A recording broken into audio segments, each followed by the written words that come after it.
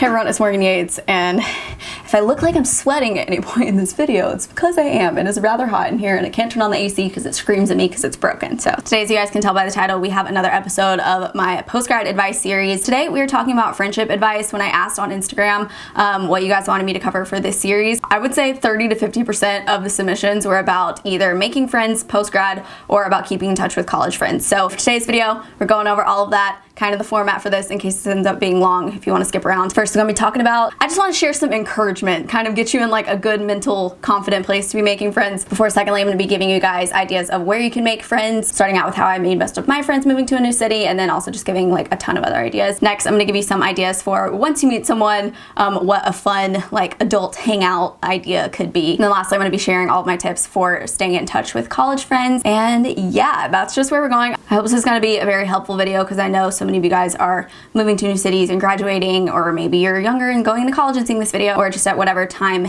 in life it finds you. I hope that yeah, you'll leave a little encouraged and feeling excited about meeting new people. I also do encourage you guys to, in the comments, kind of like share your own situations and stories and really build a community with the other people in the comments who are in the same situation as you. As well, just feel free to comment your city and then, you know, make a little thread, drop your Instagram handles, and make friends to meet up with through the comments of this video. I don't know if that's a thing that would happen, and let's just go ahead and get into how to make friends after college. First of all, I just want you to sort of look inward at yourself before we start to look out at where we're gonna find these friends, because I think there are a few things you should just kind of be in the right mindset about. Again, I just want to encourage those of you who maybe this seems like super scary to, if you're a shyer person or just like lacking in self-confidence, or if you have social anxiety, or maybe you like feel like you're not the best communicator with people you don't know really well. I totally understand why it is scary. It's because some aspect or an entire aspect about the situation is unknown. However, I would challenge you guys to, rather than let the stress about having to go out and interact with new people,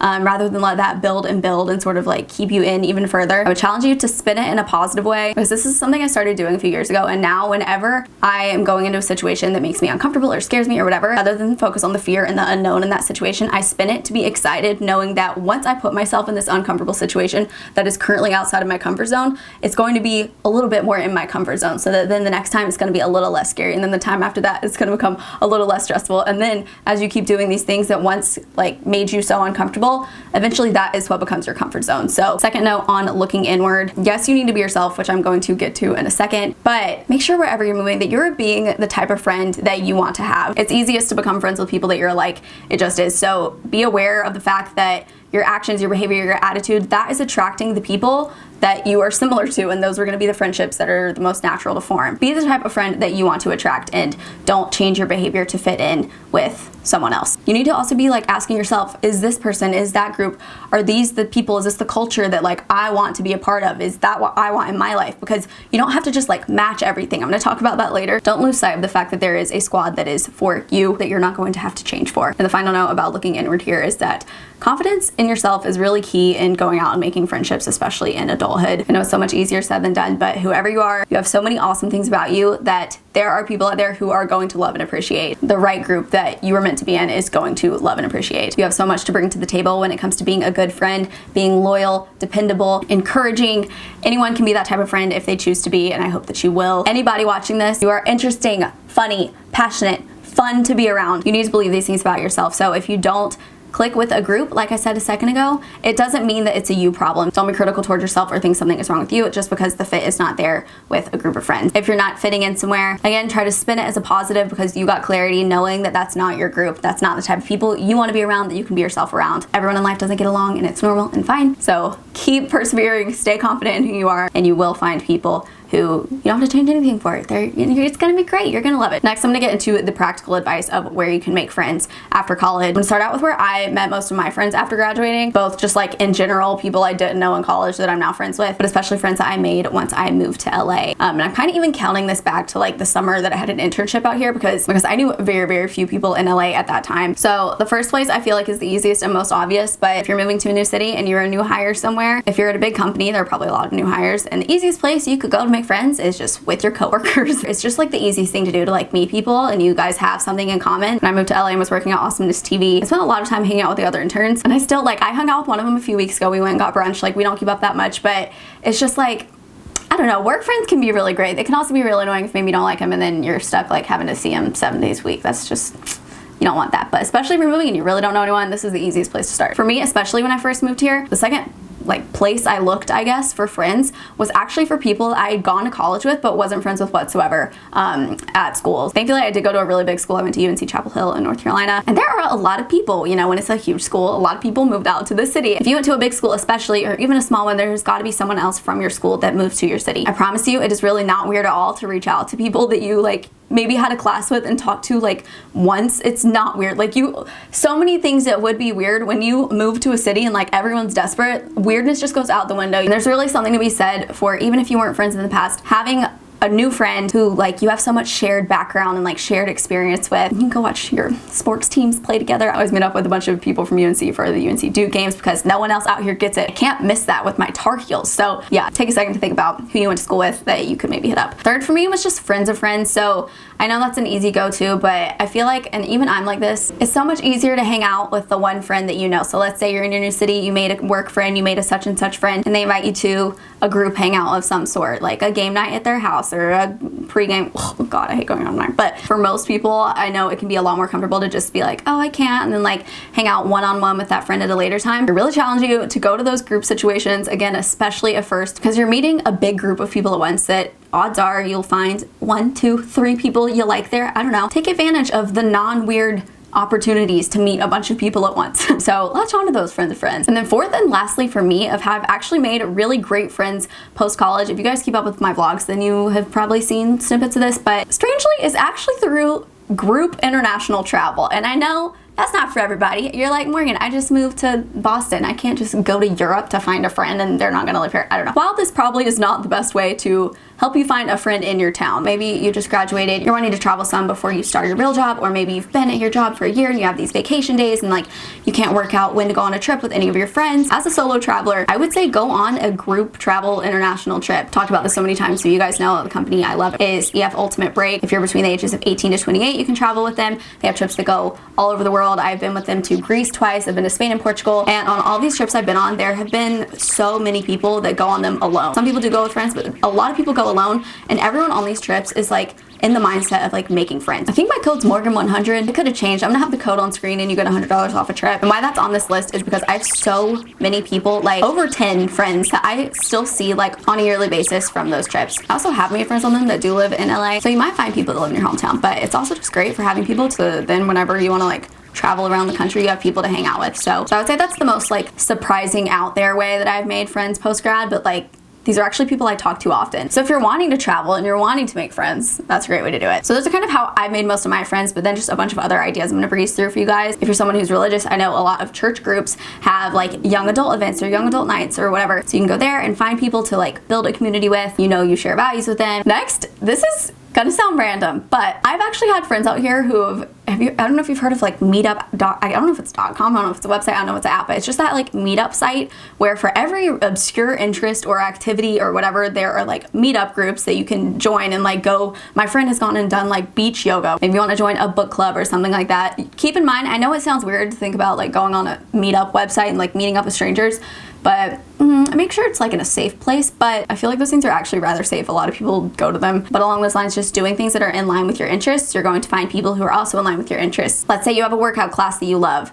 Keep going back there and you will build a community over time. So many gyms or workout class studios or whatever have like a very like family environment over time. And if you keep investing in that, like you'll be a part of it. Other random things you can do as a young adult, kickball teams are big, so I hear. Fine, you can Google that probably. Another one is you can volunteer. That way you're meeting people who are probably just gonna be good people. If they're volunteering, you never meet many bad volunteers. So it's probably someone who's trustworthy, someone who's a little bit selfless, and someone that you have in common like an interest or care or passion for whatever the cause is that you're volunteering with. If you have a dog, go to your local dog park, talk to someone about their dog. It's very easy. Everyone loves their dogs. I'm a cat person, but if I had a dog, this is maybe something I would do. If you keep going to the same cafe, get to know the barista, you know, let them, in all these situations, dog park, workout class, whatever, you just make conversation with people about something like super small, and then like if the person seems like they're down to chat for a second, or if they seem friendly, be upfront, you know, just let people know that you're new to town and you don't know anyone, and people are gonna be really nice to you. Most people just are if they're a good person. The girl who does my lash extensions that I randomly just like signed up for one day when I moved to LA, we're friends like ever since. It's been like a year and a half and we pretty quickly became friends because I just didn't know anyone. A lot can blossom out of like very weird relationships. Another great idea in my opinion,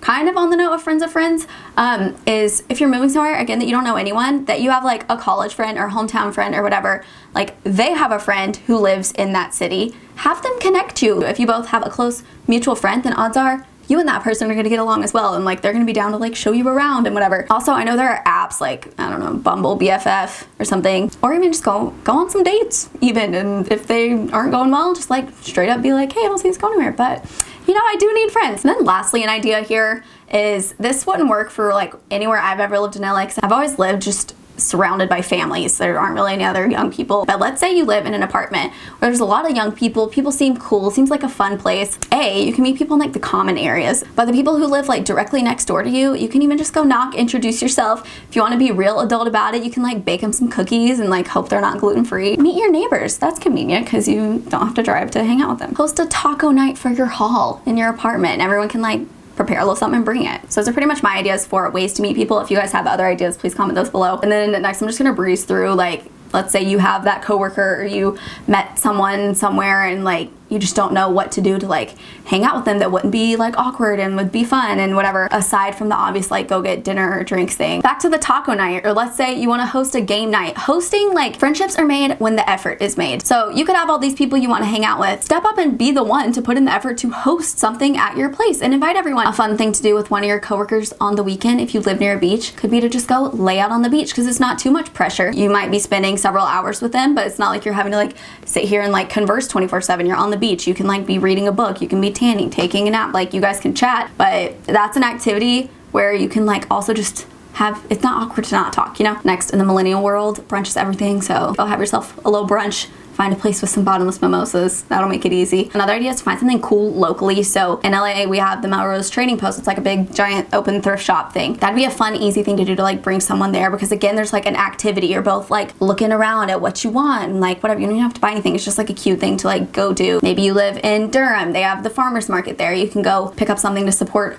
a local vendor and then like go grab a coffee and like walk around and just enjoy being outdoors. Another group hangout. Guys actually enjoy this as well. Hosting like a bachelor viewing night. Something I've been loving doing lately is going to comedy shows. We have a lot of those in LA. That might not work everywhere, but any kind of like show is something that's like fun to go do, because again, there's like something else you're directing your attention to. So if you don't know the person super well, there's like something there that you guys have to talk about. A fun idea for someone that you already like kind of know well, maybe you've hung out with them a few times. If you're like, oh, what do I do? We're just always going to get brunch now. Do like a day road trip to the city over, you know, in LA, maybe you go down to Laguna Beach or like up to Santa Barbara or whatever. Like find a city near you and just like go over there and explore for the day. If you have a friend who lives near you, an easy thing to do is hit them up when you're gonna go run errands. Everyone likes Trader Joe's. I feel like if you're running errands with someone, you're like even moving on to like, okay, that's like a real friend now. Yeah, those are just some of my ideas. Again, comment yours below. The key here is that follow-up is crucial. Getting coffee with someone once a month just makes them an acquaintance. That's not like a friendship you're building. So over time, make sure that you are really like identifying the friendships that you want to invest in and like that you are maintaining those. Like when you move to a place, it's fine if you're hanging out with just this random assortment of people and like maybe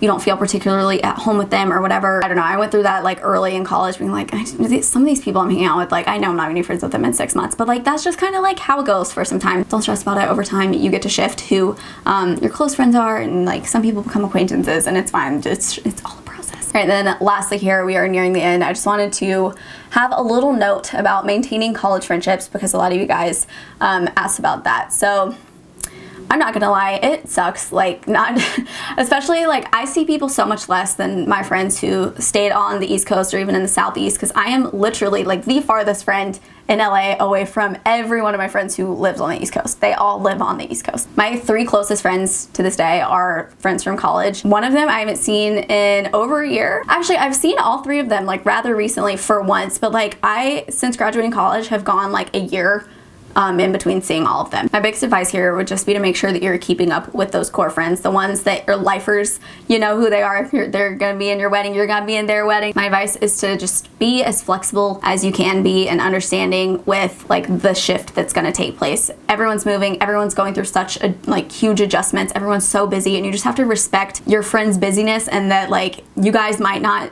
talk as much as you used to. You're not going to talk as much as you used to. But make sure you guys are both putting in the effort to, you know, have FaceTime calls or call in the car when you're thinking of the other person. Again, it all comes back to effort. Be putting in the effort. Sometimes I text or call or whatever my closest friends like multiple times in a week, but often we'll go like 3 weeks without a phone call, and that's just like the new normal, and you have to like trust and know that like that isn't detracting from the fact that they're still one of your closest friends. And as time goes on, I feel like the longer that passes, you develop a really cool appreciation for like when you see those friends, even if it's only like once a year. There's such a sense of just like home, and like those people make you feel just so you. There's something really beautiful to be said of that, even if those aren't the people that you're now like spending most of your time with. So just because things are different than they used to be in college doesn't mean that they're worse. It's different, but honestly, it's even like, I don't know, when I see my friends now, in a way it's better, A, because of like the home sense, but B, it's just, I really could cry right now. I'm really not going to. We're all doing the things that we were preparing to do in college. Why am I crying? It's just great to see friends now and like see them